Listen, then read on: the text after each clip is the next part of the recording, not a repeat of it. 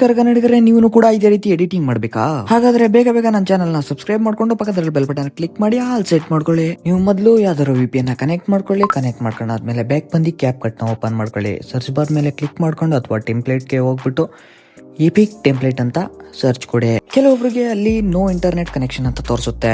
ದಯವಿಟ್ಟು ಬ್ಯಾಕ್ ಬಂದು ಇನ್ನೊಂದ್ಸಲಿ ಟ್ರೈ ಮಾಡಿ. ಅಲ್ಲಿ ಫಸ್ಟ್ ಕಾಣಿಸ್ತೈತಲ್ಲ ಅದೇ ಟೆಂಪ್ಲೇಟ್, ಅದ್ರ ಮೇಲೆ ಕ್ಲಿಕ್ ಮಾಡ್ಕೊಂಡು ಯೂಸ್ ಟೆಂಪ್ಲೇಟ್ ಮೇಲೆ ಕ್ಲಿಕ್ ಮಾಡ್ಕೊಳ್ಳಿ.